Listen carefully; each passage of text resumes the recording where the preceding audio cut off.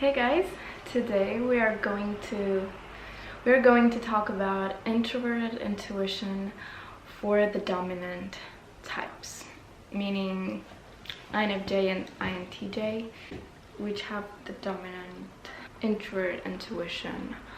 But I do believe you can use it, even if you can use this advice even if you have subdominant NI. So what I'm basically gonna share in this video is ways to make the most out of your NI. A lot of people focus on their weaknesses and on trying to like grow those weaknesses trying to like eliminate those weaknesses, work on those weaknesses.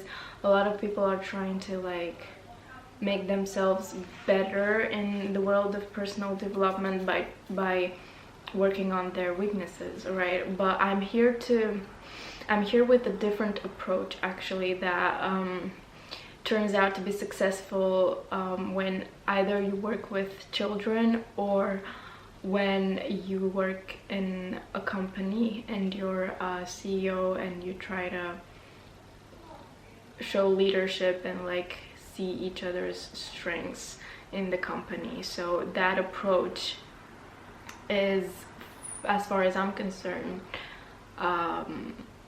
something that is often neglected, and that is instead of like focusing on your weaknesses and trying to like become to work on them, you should use your strengths and turn them for good, like use them in a good way and take the most out of your strengths.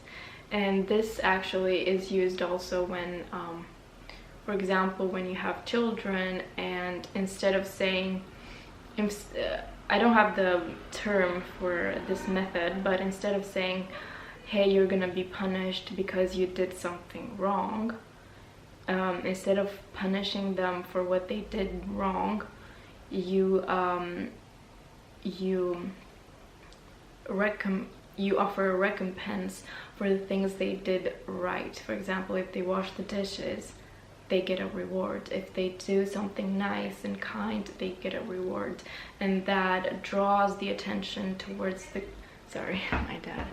activity of creating something good, and they will focus on that. And this approach happens, like a lot of like psychologists use it for children, for example, but I'm here to tell you, you should use it for MBTI development, for balancing your functions, I would say. What are those ways you can make the most out of NI? So NI is a perceiving function. You perceive the world, and in the first instance through introverted intuition. Introverted intuition, you can imagine it like a funnel, collecting all this massive data of information and things and abstract things and knowledge and wisdom and all that, and narrowing down to a purpose, narrowing down to a vision and something, and organizing it and filtering it through the FE to make the world a better place, or have an impact on something. This is the core of NI-FE types.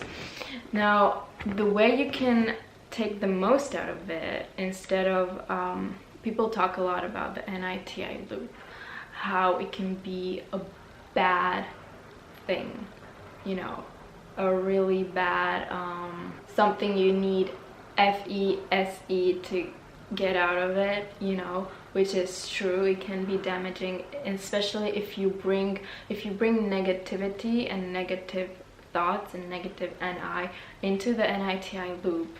It can go down to depression.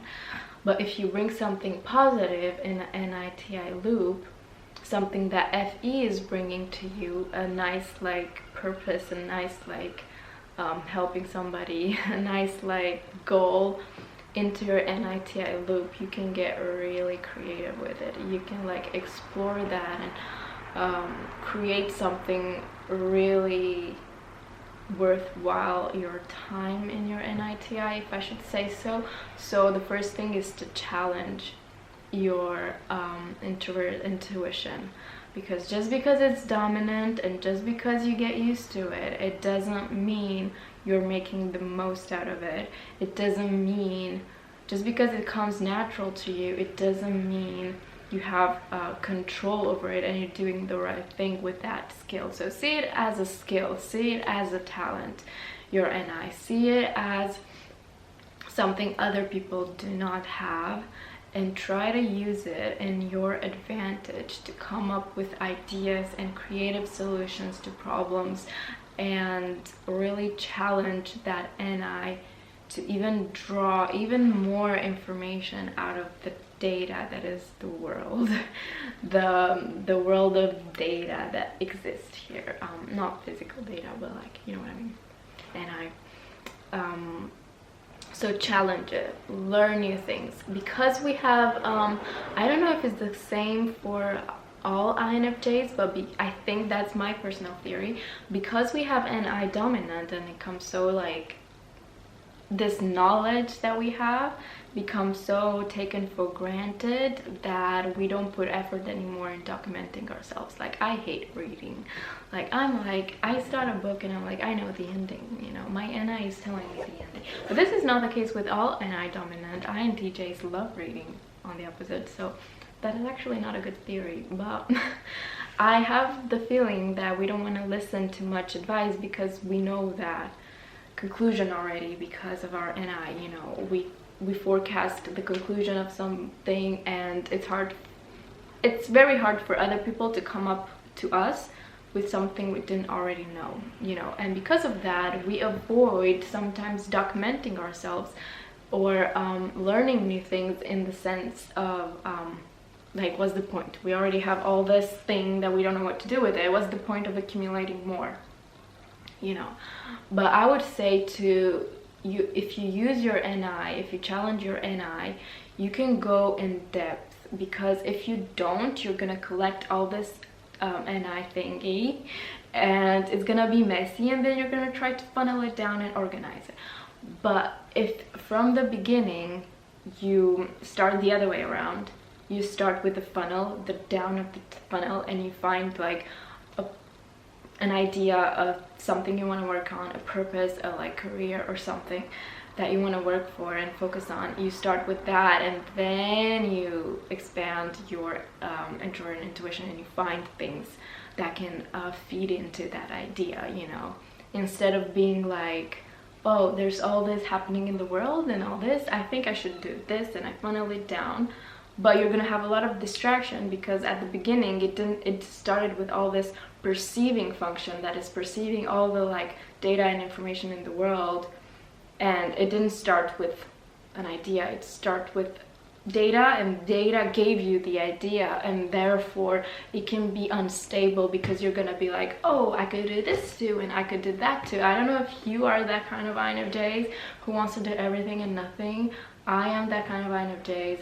A friend of mine is that kind of person as well, trying out different things, because we have a lot of options and opportunities, and what if I do this, and then we try that and that until we find something that pleases us. I would say go the other way around. Yes, you can try an infinite things, and you will be happy with you will eventually find something for you as you experiment with stuff, you know. But I would suggest to start with one core and model it and shape it depending on the information you find. For example, you start with I want to be a coach, or I want to be a professor, and you're gonna shape that idea that is very general with like the kind of clients, the kind of school, whatever, the kind of modules.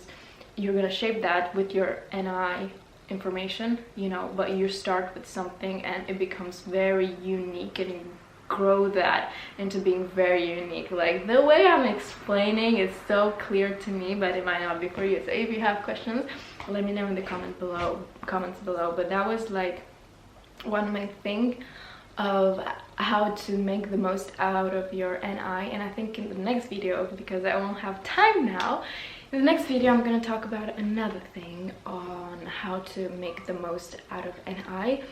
And then we can tackle also how to make the most out of FE in auxiliary function and also FE in dominant function. You know, I want to tackle that area here on YouTube of like actually helping people use their strengths and their resources for a purpose, you know, use everything that they have. So that's why I started this kind of series of like going in depth into one function one by one. So today we start with NI, and then we're gonna evolve in all the different types of functions leading to SE also. Okay, so I hope you like this video.